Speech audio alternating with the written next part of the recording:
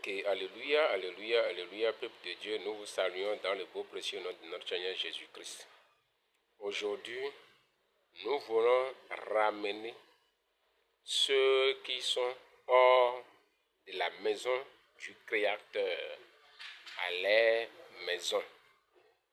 Quand nous disons cela, c'est par rapport à ceux qui ne connaissent pas le Créateur, ceux qui ne savent pas qui est le Créateur, ceux qui ne savent pas ce que le Créateur veut de nous, ceux qui ne savent pas ce que c'est qu'un chrétien. Aujourd'hui, nous allons parler sur ces genres de choses. Avant d'aller sur les versets, je voulais apporter quelques éclaircissements sur la différence qui existe entre la croyance et la foi. La croyance, quand on dit la croyance, c'est quoi? C'est le fait de mettre votre confiance sur quelque chose. Maintenant, revenons dans la Bible. La croyance, c'est de mettre la confiance sur quelque chose. Maintenant, la foi dit quoi? La foi, c'est de mettre la confiance sur ce que l'œil nu ne voit pas. Mais dans la croyance, tu peux mettre ta foi sur ce qu'on voit. La différence qui existe entre ces deux mots, c'est de mettre ta croyance sur visible ou invisible. Alors que ce que Dieu nous demande, c'est de croire, c'est de mettre notre confiance sur ce qu'on ne voit pas parce que notre Créateur est invisible.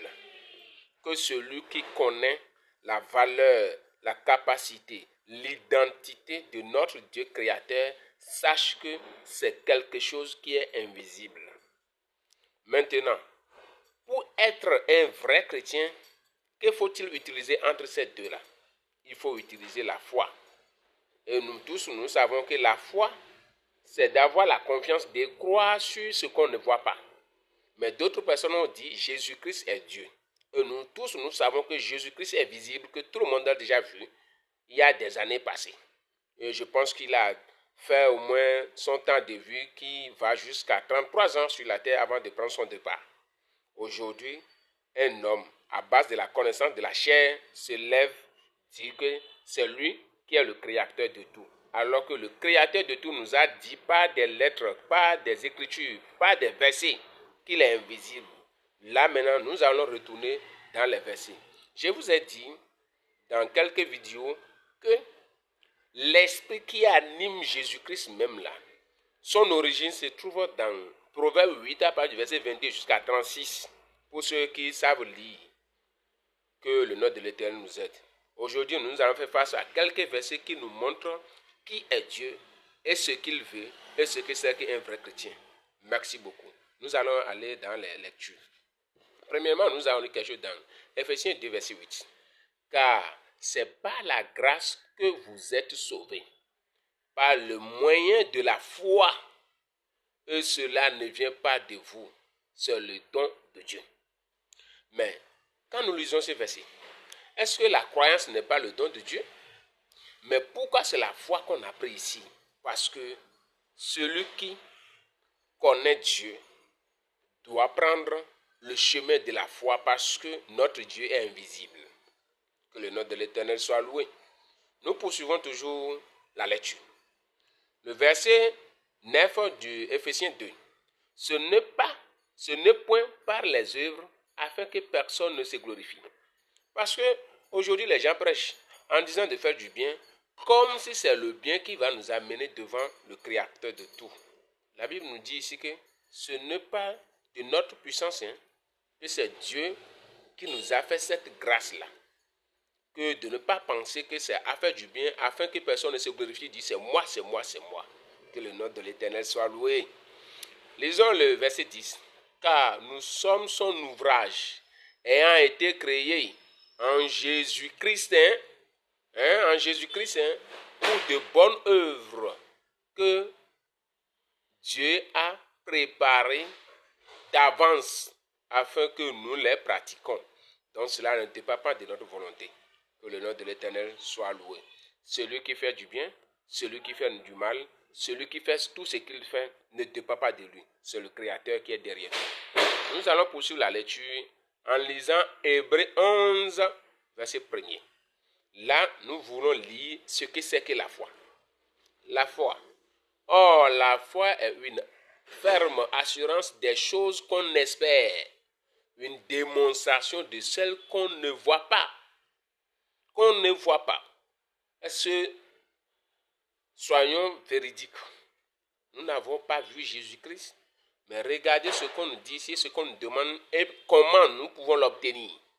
Que le nom de l'Éternel soit loué. Nous poursuivons toujours, nous allons lire Jean 4, verset 24. Dieu est esprit. Mais quand on parle de Jésus-Christ, tout le monde sait qu'on l'a vu une fois. Mais qui a vu une fois esprit? Non. Cela veut dire que c'est quelque chose qui est invisible. Dieu est esprit et il faut que ceux qui l'adorent, l'adorent en esprit et en vérité. Adorer Dieu en esprit et en vérité, cela veut dire qu'il faut avoir la confiance sur l'invisible. Il faut croire sur l'invisible. En ce temps, tu es en train d'adorer Dieu en esprit. D'adorer ce qu'on ne voit pas. Ce n'est pas adorer ce qu'on voit. Alors que Jésus-Christ, on l'a déjà vu parce que lui est composé de l'esprit et de la chair. Et son esprit même est l'Esprit Saint. Alors que dans 1 Samuel 16, verset 14, la Bible nous montre que l'Esprit ouvert aussi vient de Dieu. Alors que lui est dominé dans l'Esprit Saint seul. Et l'Esprit ouvert où en ce temps-là? Posons-nous des questions avant de dire certaines choses sur les réseaux sociaux. Nous allons poursuivre notre lecture. Nous allons lire quelque chose dans Matthieu 23, verset 9. On a dit: et n'appelez personne sur terre votre Père, car un seul est votre Père, celui qui est dans les cieux. Là, on nous parle du Père céleste qui est invisible. Dieu est invisible. Le Père céleste est invisible.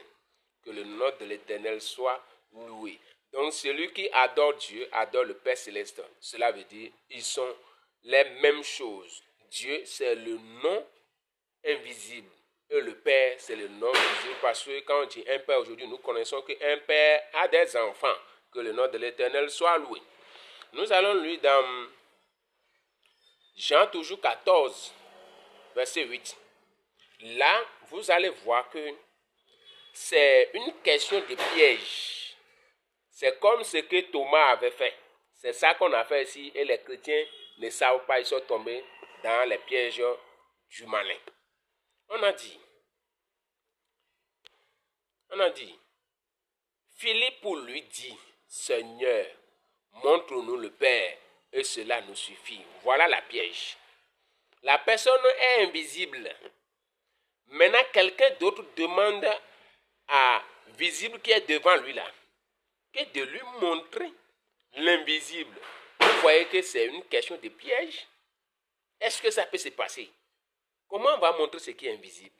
Oh, mes chers amis, lisons bien et demandez à l'Esprit Saint de vous éclaircir certaines choses. Philippe vous demande ça. Jésus lui répondit, il y a si longtemps que je suis avec vous et tu ne m'as pas connu. Philippe, celui qui m'a vu a vu le Père. Comment dis-tu, montre-nous le Père? Vous voyez, Jésus-Christ lui a répondu par la sagesse, mais il lui demande encore comment il peut demander quelque chose comme ça. Parce que lui-même sache que la chose est invisible, mais il lui dit de lui montrer ça. Comment on peut montrer l'invisible? C'est pour cela qu'il n'a pas dit que regarder, n'a pas utilisé le mot regarder. Il a dit, il y a longtemps que je suis avec vous et tu ne m'as pas connu. Il devrait dire, et tu ne m'as pas vu, parce qu'il sait que ce n'est pas quelque chose qu'on peut voir, mais on peut connaître ça à base de son esprit. On connaît l'invisible à base de son âme.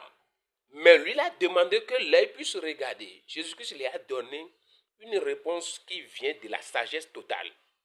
Mais aujourd'hui, les gens prennent ça là pour dire que Jésus-Christ est Dieu. Vous savez ce qui s'est passé ici? C'est ce qui s'est passé dans la vie des légions.